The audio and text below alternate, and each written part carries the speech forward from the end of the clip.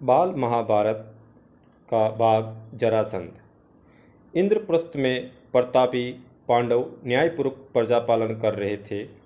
युधिष्ठिर के भाइयों तथा साथियों की इच्छा हुई कि अब राजसूय यज्ञ करके सम्राट पद प्राप्त किया जाए। इस बारे में सलाह करने के लिए युधिष्ठिर ने श्री कृष्ण को संदेश भेजा।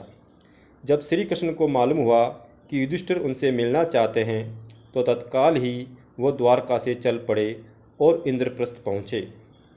युधिष्ठिर ने श्री कृष्ण से कहा, मित्रों का कहना है कि मैं राजसूय यज्ञ करके सम्राट पद प्राप्त करूं, परंतु राजसूय यज्ञ तो वही कर सकता है जो सारे संसार के नरेशों का पूज्य हो और उनके द्वारा सम्मानित हो।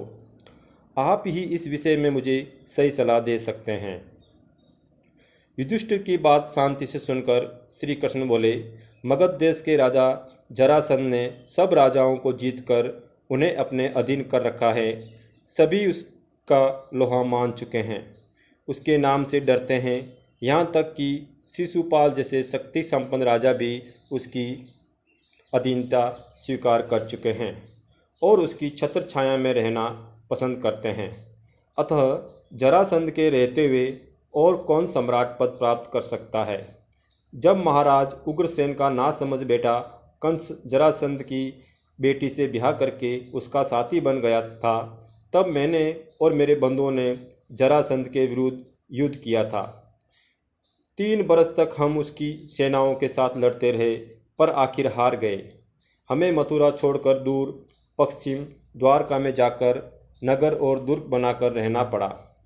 आपके साम्राज्याधीश होने में दुर्योधन और कर्ण को आपत्ति न भी हो, फिर भी जरासंध से उसकी आशा रखना बेकार है। बगैर युद्ध के जरासंध इस बात को नहीं मान सकता। जरासंध ने आज तक पराजय का नाम नहीं जाना है। ऐसे अजय पराक्रमी राजा जरासंध के जीते जी आप राजसूय यज्ञ नहीं कर सकेंगे। उसने जो राजे महाराजे बंदी गृह में डाल रखे हैं, किसी न किसी उपाय से पहले उन्हें छुड़ाना होगा, तब ये हो पाएगा। तभी राजसूय यज्ञ करना आपके लिए साध्य होगा। श्री कृष्ण की ये बातें सुनकर शांति प्रिय राजा युधिष्ठिर बोले, आपका कहना बिल्कुल सही है। इस विशाल संसार में कितने ही राजाओं के लिए जगह हैं, कितने ही नरेश अपने अपने राज्य का शासन करते हुए इसमें संतुष्ट रह सकते हैं। आकांक्षा का वह आग है जो कभी बुझती नहीं है। इसलिए मेरी भलाई इसी में दिखती है कि मैं साम्राज्याधीश बनने का विचार छोड़ दूं और जो है उसी को लेकर संतुष्ट रहूं। युधिष्ठिर की यह विनयशीलता भीमसेन को अच्छी न लगी। उसने कहा, श्री कृष्ण की नीति कुशलता, मेरा शारीरिक बल और अर्जुन का शौर्य एक साथ मिल जाने पर कौन सा ऐसा काम है जो हम नहीं कर सकते। यदि हम तीनों एक साथ चल पड़े तो जरासंध की शक्ति को चूर करके ही लौटेंगे। आप इस बात की शंका न करें। ये सुनकर श्री कृष्ण ने कहा, यदि भीम और अर्जुन सहमत हो तो हम तीनों एक साथ जाकर उस अनुयायी को जेल में पड़े हुए निर्दोष राजाओं को छुड़ा सकेंगे। परंतु युधिष्ठिर को ये बात न जची। उन्होंने कहा, मैं तो कहूँगा कि जिस कार्य में प्राणों पर बंध आने की संभावना हो, उसके विचार तक को छोड़ देना ही अच्छा होगा। ये सुनकर वीर अर्जुन बोल उठा, यदि हम यशस्वी भरतवंश की संतान होकर भी कोई साहस का काम न करे तो धिक्कार है हमें और हमारे जीवन को।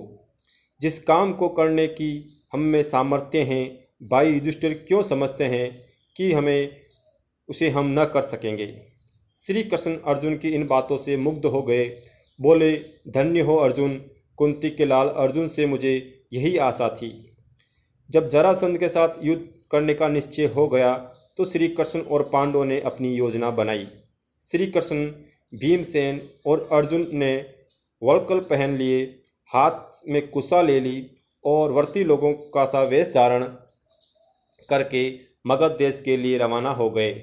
राह में सुंदर नगरों तथा गांवों को पार करते हुए वे तीनों जरासंध की राजधानी पहुँचे। जरासंध ने कुलीन अतिथि समझकर उनका बड़े आदर के साथ स्वागत किया। जरासंध के स्वागत का भीम और अर्जुन ने कोई जवाब नहीं दिया। वे दोनों मौन रहे।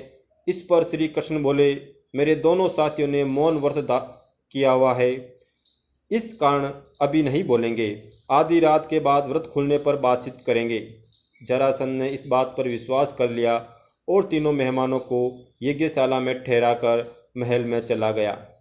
कोई भी ब्राह्मण अतिथि जरासंध के यहाँ आता तो उनकी इच्छा तथा सुविधा के अनुसार बातें करना, तो वह उनका सत्कार करना जरासंध का नियम था।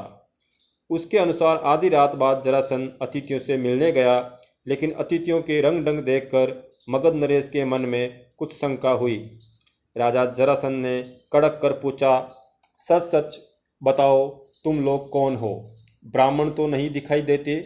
इस पर तीनों ने सही हाल बता दिया और कहा, हम तुम्हारे शत्रु हैं, तुमसे अभी द्वंद्व युद्ध करना चाहते हैं। हम तीनों में से किसी एक से, जिससे तुम्हारी इच्छा हो, लड़ सकते हो। हम सभी इसके लिए तैयार हैं। तभी भीमसेन और जरासंध में कुश्ती शुरू हो गई। दोनों वीर एक दूसरे को पकड़ते, मारते, उठाते हुए लड़ने लगे। इस प्रकार पल भर भी विश्राम किए बगैर वे 13 दिन और 13 रात लगातार लड़ते रहे।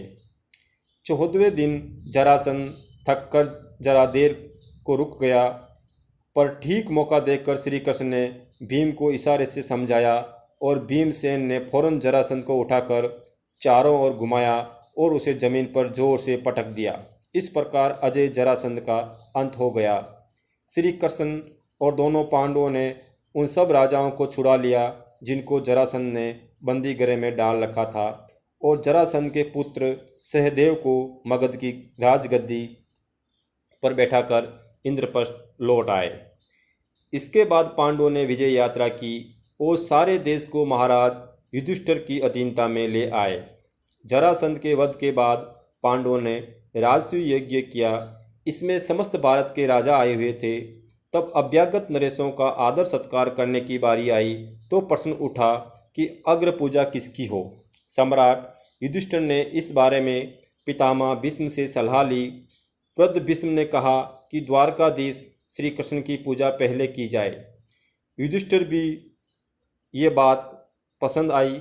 उन्होंने सहदेव को आज्ञा दी कि वो श्री कृष्ण का पूजन करे। सहदेव ने विधिवत श्री कृष्ण की पूजा की। वासुदेव का इस प्रकार गौरवान्वित होना चेदी नरेश शिशुपाल को अच्छा नहीं लगा। वो एकाएक उठ खड़ा हुआ और ठहाका मारकर हंस पड़ा।